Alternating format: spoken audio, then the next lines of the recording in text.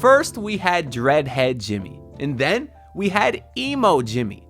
And then this year, people thought we were going to get Bald Jimmy, which fortunately did not happen because that's a bit of a nightmare. But what we actually got was Serious Jimmy, or did we? There's been a lot of concern about how Jimmy Butler will approach this season, considering he didn't get the contract extension that he wanted this past offseason.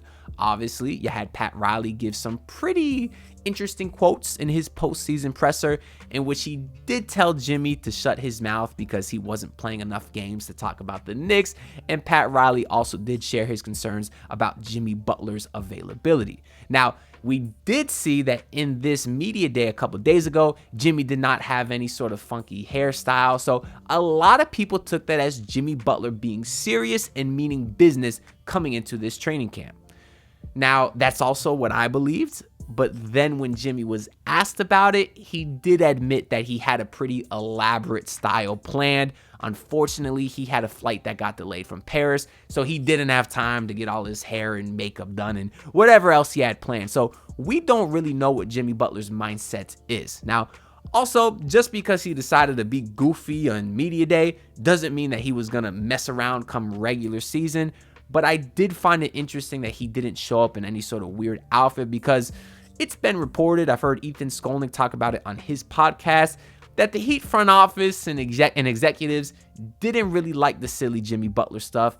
And I think that's mostly just because of the availability that, or lack thereof, that Jimmy showed in the last few seasons. So I do think that the Heat wanted him to come into the season with more of a serious mindset. And a lot of Heat fans assume that that will be the case simply because Jimmy Butler is in a contract year, but he's technically not. So I want to pull up Jimmy Butler's contract here, where you can see that this season he'll be making over $48 million.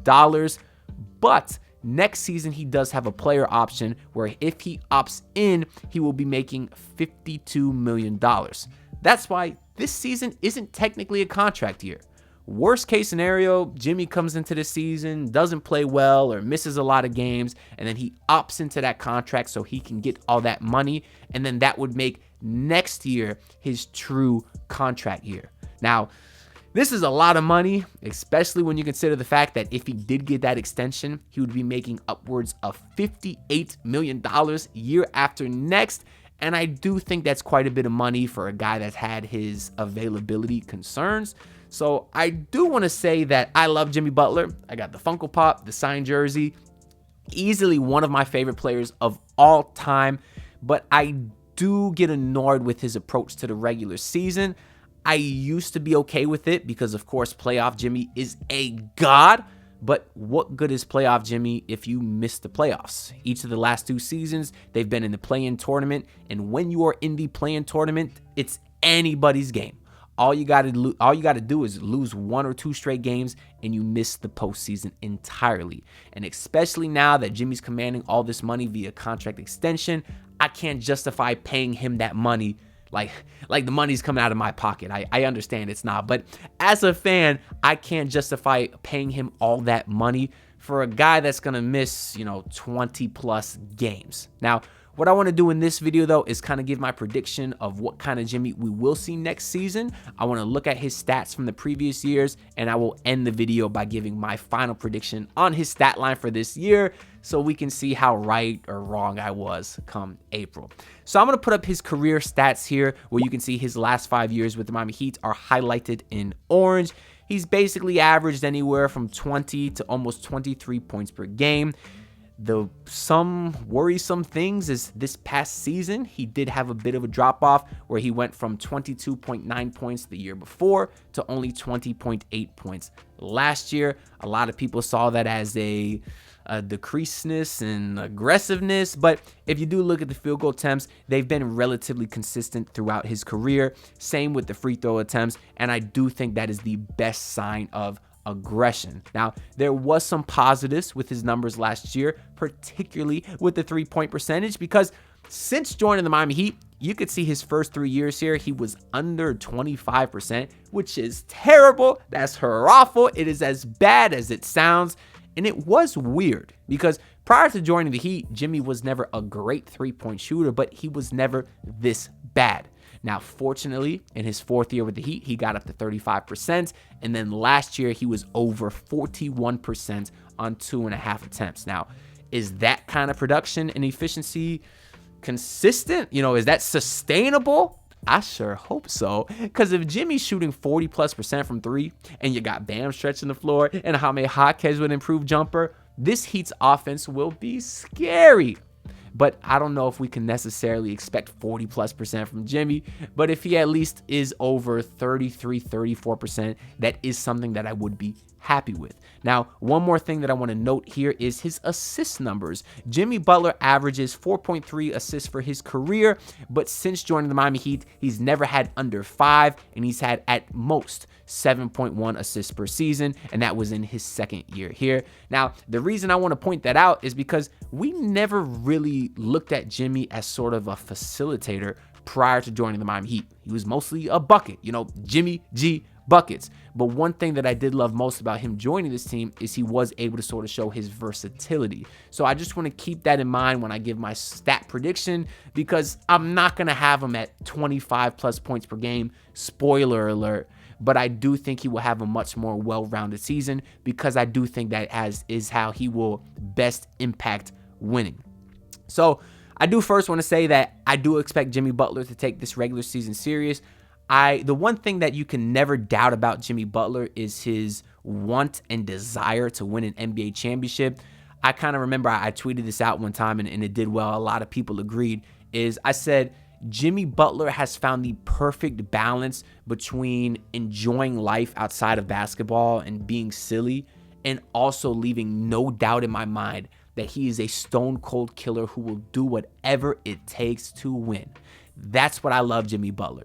You see him out there in the commercials and the Michelob Ultra and hanging out with Camila Cabello and Dua Lipa and Shakira and all that other stuff. You see him in the Fall Out Boy music video singing so much for Stardust, country music, right? All this weird stuff. But then you get him in the playoffs and you get Grant Williams to poke the bear. And then you get that killer mode. You get the guy who you are damn glad to have on your squad. You get the guy who's pointing in Drew Holiday's face saying, "On your head, I own you." He's so well at balancing every regard of what I think it takes to be a great person and a great basketball player. And this sounds like a lot of glazing right here. And I suppose it is, and there's nothing wrong with that, because at the end of the day, I'm ride or die with Jimmy G buckets. So I do believe in him and his desire to want a ring. That's why I think he will go into this season trying hard. People thought that Pat Riley's comments would anger Jimmy, and I think it does the opposite, in fact. Jimmy's always been a guy who will say it like it is and wants people to give him the same respect. We've heard Jimmy talk about his other spots in Chicago with Fred Hoiberg and Brett Brown in Philly, and everyone was scared to talk. Everyone was afraid to say what's on their mind. And Jimmy Butler said, "That is why I love Miami, because they tell it like it is." He'll get into a fight with Spoelstra on the bench in the Warriors game. They'll go back and forth with each other. But at the end of the day, they would catch a grenade for each other because they're brothers. And sometimes brothers fight. But you know what brothers always do? Is they will tell you exactly how they feel. And that's what Pat Riley did in the postseason presser. I think Jimmy acknowledges that. I think Jimmy agrees with that. And I think he knows that he needs to play over 65 games. I think he knows that when he does play, he needs to try. He can't be jogging back and down the court. And I think he realizes that he might only have a couple more seasons of elite, basketball inside of him, at least from an athletic standpoint. So he knows he doesn't have many more years to waste, and I truly believe that he will do whatever it takes this year to put him and this team in the best position to win a championship. Now, we should address the elephant in the room when looking at this stat graphic, though, which of course is the games played and kind of the whole, my biggest gripe with Jimmy, because it's a lot of money for a guy who hasn't played over 65 games since 2019. He hasn't played over 65 games since 2017. You can see with the Miami Heat in his 5 seasons here, he's played 58, 52, 57, 64, and 60. So never played over 65 games here. I think that's a decent benchmark because that's, the NBA's new rule now in order to be eligible for postseason awards. And he's never done that here. And I think if he wants to get paid, and I think if this team is going to be successful and not be a 7th, 8th seed, I think he needs to play over 65 games. Now, my final prediction for what to expect from Jimmy Butler this year, this is the stat line that I think he will provide. I think we're going to get 20.2 points per game from Jimmy Butler, 6.1 rebounds, 6.3 assists, 49.2% field goal percentage, 38.2% three-point percentage, and on 3.2 attempts per game. Now, I know I threw in decimals in there for no reason other than just to see if I can be spot on at the end of the season. But really, if you just look at the main numbers here, 26 and 6, that's nothing crazy. That's kind of what he's been averaging in his Heat tenure. The 20.2 points per game actually would be his second lowest since his first year joining the Miami Heat, but I don't think that means he will be less aggressive. I have him at the 6.3 assists, which would be his second most assist in his Miami Heat tenure. And like I was alluding to earlier, that is how I think Jimmy can best affect the game, is with his playmaking. I think back to, remember that the wild exit in Minnesota where he took the third stringers and dominated the starters? Well, if you listen to the many accounts of that story, they said Jimmy did that without scoring a single bucket. He was only facilitating. And to me, if Jimmy Butler's engaged, that doesn't mean that he's taking 20, 25 shots a night. That means that he's active mentally in looking to set up his teammates because he knows that this Heat team has a lot of great scorers. Look at the likely starting lineup with him. Terry could get you 20 a night. Tyler can. We know Bam can. Jovic is obviously very versatile offensively. And if we look at Jimmy Butler as a guy who wants to conserve his body for the postseason, you can try very hard and be active and engaged while still conserving your body. And I think you can do that by being more of a facilitator and less of a guy who has to drive into the paint every time, get hit, fall to the floor every time, get those 8-9 free throw attempts a game. I think he can conserve his body and be active by being a facilitator. That's why I upped the assist a little bit here. Still have him over 6 rebounds. And I do think he will rely a little bit more on shooting from behind the arc. So again, he can conserve his body a little bit. Now, I did drop his 3-point percentage from 41 last year to 38 this year, which would still be great, especially if he's upping the attempts a game to 3 or a little over 3 a game. And that is why I dropped his field goal percentage under 50%, just slightly, because I do think he will rely a little bit more on that jump shot. Now, again, he might take jump shots and facilitate early in the game, but late in the game, when it comes time to winning, it is Jimmy Butler time. Give him the ball, let him attack, get to the free throw line, and really, really take you home. That, I think, is another part of Jimmy that will show that he's active and engaged, is when it's winning time, you got to show up. Do not defer. I personally believe that this Heat team will go as far as Jimmy Butler takes them.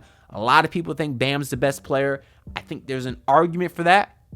But at the end of the day, when it's the playoffs and you're looking for a guy to rely on, if you're looking for a reason to believe you can go out there and win every single game, I still believe that's because of Jimmy Butler. Now, as far as the games played, it's tough because he does have an injury concern. And as you get older, I do not think that gets better.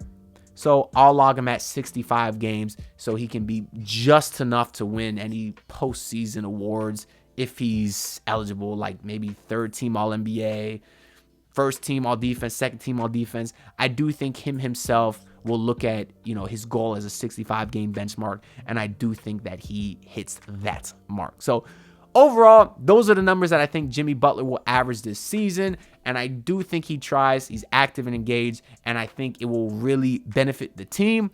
Will the Heat team finish top 6? They still might not, just because the rest of the East is so greatly improving.